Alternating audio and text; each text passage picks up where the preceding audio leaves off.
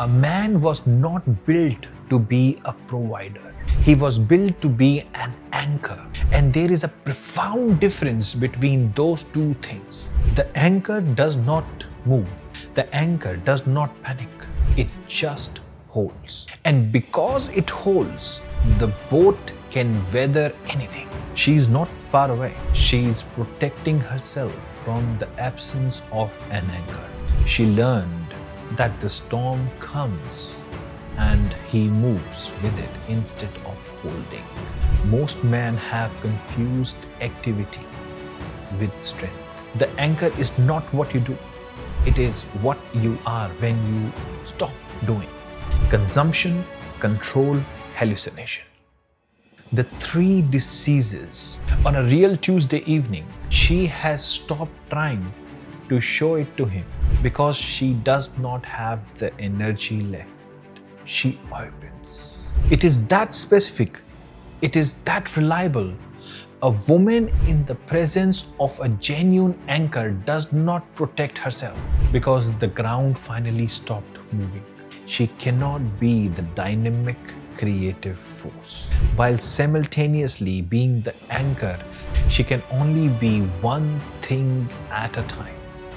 And a home without an anchor is not a home. It is four walls and a ceiling and a collection of people who are all managing their own storms alone. The world does not need more powerful men. It needs more grounded ones. Not men who dominate, men who anchor. Not men who consume. You were built to be the thing that does not move when everything else does. That is the anchor. That is the man. And the world is waiting for him to remember what he is. I want to start with something real today. Something I have been sitting with. Think about the man you know. Actually think about them. The one in your life right now. How many of them are genuinely grounded, not successful, grounded? How many of them make the people around them feel genuinely safe, not provided for, safe? And I mean that specific feeling where you know that whatever happens, there is someone who will not collapse, someone who will not run away, someone who will not make it about themselves when you need them to make it about you. I'm going to guess that number is smaller than it should be. And hear me on this. This is not a criticism for men. It is a diagnosis of a world that never taught them what they are actually for. A man was not built to be a provider. He was built to be an anchor. And there is a profound difference between those two things. This episode 19 of 0600 Protocol, this is the anchor. Let me make it simple because I know this word, anchor, can sound heavy, like weight, like restriction, but follow me here. It is actually the opposite. Think about a boat in open water. When the sea is calm, the boat does not need an anchor. It moves freely. Everything is fine. But when the storm comes, when the waves are unpredictable, when the wind is pushing hard in every direction, the anchor is the only thing that decides whether the boat survives or not. The anchor does not move. The anchor does not panic. The anchor does not look around at the storm and start questioning its own purpose. It just holds. And because it holds, the boat can weather anything. This is what a man is supposed to be. Not the one who controls the boat. Not the one who tells the boat where to go. The one who holds it steady when the conditions are trying to pull it apart. The true masculine is not about dominance. It is not about providing money or status or resources. Those things matter, but they are not the point. The point is this: the woman, the family, the creative life, the entire ecosystem around a man, they need one thing from him above everything else. They need him to not move, to be the stillness in the storm, to be the ground that does not shake. That is the anchor. Now let me show you what the world looks like when the anchors are gone. And I want you to look at this honestly, because I think you already know this. You have seen it. You might be living inside some version of it right now. Think about a woman you know, or maybe this is you, who is doing everything: the career, the household, the emotional management of everyone around her, the invisible decisions that keep a family functioning. And at the end of the day, when she is running on empty, she comes home to a man who is scrolling or complaining or emotionally unavailable in that specific way, where he is physically present and entirely somewhere else. And she does not say anything because she has learned that saying something costs more energy than it returns. So she goes quiet a little more each year. The warmth dims incrementally. The openness closes, and he sits across from her one day and genuinely wonders why she seems so far away. She is not far away. She is protecting herself from the absence of an anchor. She learned that the storm comes and he moves with it instead of holding. So she stopped trusting the hold. And to us men, if you are one watching this, I want to say this without blame, because this is not about you being a bad person. It is about you never being shown the difference between providing and anchoring. You were taught to earn, to produce, to deliver. You are not taught to be still, to hold, to absorb, to be the kind of presence that a storm cannot move. Most men have confused activity with strength. They believe that doing more, providing more, earning more, solving more is how they show up. And it is not nothing. But it is not the anchor. The anchor is not what you do. It is what you are when you stop doing. When the pressure arrives, when she is in the deep end of her cycle and needs you to be unmovable. When the business fails and she needs to know the ground is still there. That is when the anchor either holds or it does not. Now I want to connect this to something we talked about earlier in this series. The 3 diseases of the corrupt masculine: consumption, control, hallucination. And I know those sounds philosophical. So let me show you exactly what they look like in a real home. On a real Tuesday evening, consumption looks like this. She comes home tired. She has been carrying the whole world all day. And the first question he asks is about his dinner or his need, his evening, his expectation. He is consuming her remaining energy before she has had a single moment to live. Control looks like this. She has an emotion, frustration, sadness, overwhelm. And instead of holding the space for it, he tries to fix it or dismiss it entirely or explain why she should not feel that way. He cannot tolerate her emotional weather because it makes him feel out of control. So he controls her experience instead of anchoring in it. Hallucination looks like this.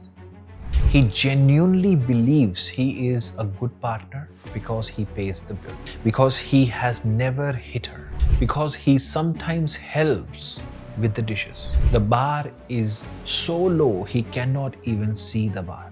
and she has stopped trying to show it to him because she does not have the energy left for that conversation. Now hear me on this. I'm not describing every man. I'm describing a pattern that runs across the world. And the reason I am naming it so specifically is because you cannot correct what you cannot see. And most men have never had someone show them this clearly what the pattern actually looks like in the day to day. So let me tell you what the anchor looks like, because this is where it gets good. This is where it gets worth staying for. The anchor comes home, and before he says a single word, he reads the room. He feels the energy of the space. He notices whether she is okay or not without needing to be told. And then he makes himself available, not with solutions, but with presence. He sits in the discomfort of her difficult day without making her manage his discomfort. He lets her presence without rushing her to resolution. He observes what arrives without collapsing under it. When she is in her cycle, when she is in those days of real physical and emotional intensity, he does not withdraw. He does not make it awkward. He simply creates more space, more stillness, more warmth. He becomes a quieter, stronger presence exactly when she needs that most. He acknowledges the invisible labor, not as a grand gesture, in the small moments. A genuine, I see how much you carry, not as a performance, because he actually sees it. And what happens to her when this is the reality? She opens. It is that specific. It is that reliable. A woman in the presence of a genuine anchor does not protect herself. She does not manage him. She does not monitor the emotional temperature of the room. So she knows how much of herself is safe to show. She opens. She creates. She becomes more herself. Not because he gave her permission, because the ground finally stopped moving. Now let us zoom out, because this is not just about one relationship. Follow me here. This matters enormously. A society is made of families. Families are shaped by their homes. Homes run on the energy of the people inside them. And the energy inside them is determined largely by whether the ground holds or not. When the masculine is not anchoring, when it is consuming instead of providing ground, the feminine has to become the anchor. She has no choice. Someone has to hold the things together, and she can do it. Do not misunderstand me here. She absolutely can.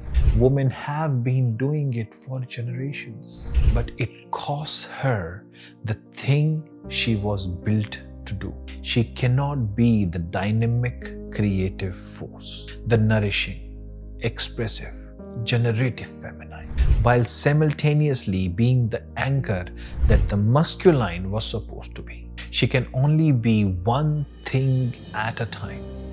And when she is forced into the anchor role, the creative force goes quiet. And then we look at the world and ask, why does everyone seem so depleted?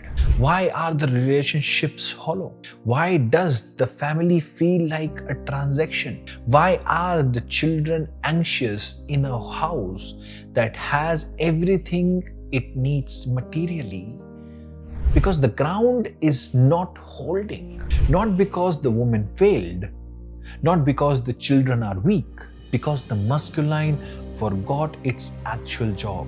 And a home without an anchor is not a home.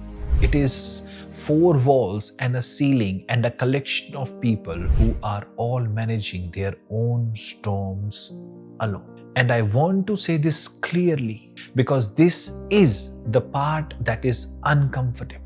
If this continues, if the masculine continues in its corrupted form at the rate and the scale at which it is currently running, the consequences of the next generation are not abstract. We are already seeing them. Children growing up without a stable masculine presence develop a specific kind of anxiety that does not respond well to comfort, because what they needed was not comfort. What they needed was a ground. Young women entering adulthood with a deep structural distrust of the masculine because nothing in their experience gave them reason to expect otherwise. Young men who have no model for what anchoring looks like and are performing strength in the only ways the culture showed them, which are almost exclusively the wrong ways. This is the trajectory, and it is not going to correct itself. It corrects when the individual man make individual decisions to become what they were actually designed to be. The world does not need more powerful men. It needs more grounded ones. Not men who dominate, men who anchor. Not men who consume, men who protect. Not men who perform strength, men who actually carry it quietly, consistently, every day. Not in a monastery, not as a spiritual practice removed from reality, in the home, at the table, in the presence of the people who need the ground to hold. And here is the thing I want you to walk away with, because this is not ideology. I want to be very clear about that.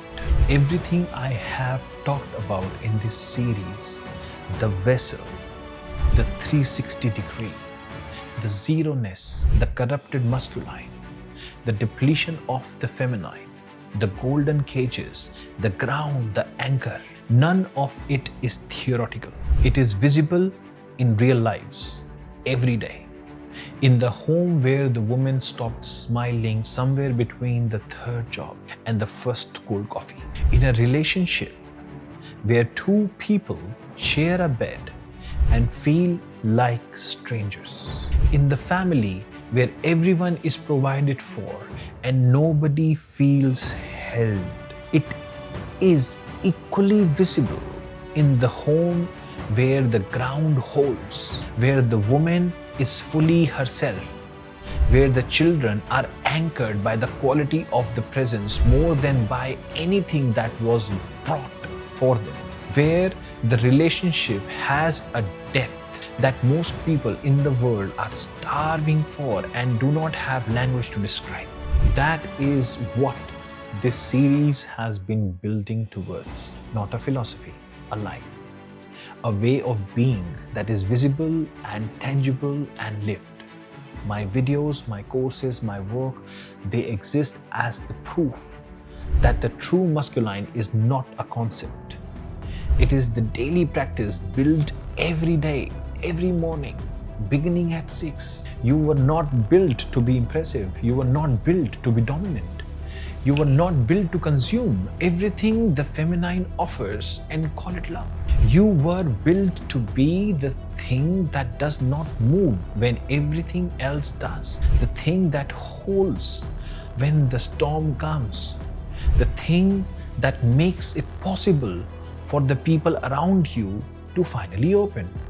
Because they know in the deepest part of themselves that the ground beneath their feet is not going anywhere. That is the anchor. That is the man.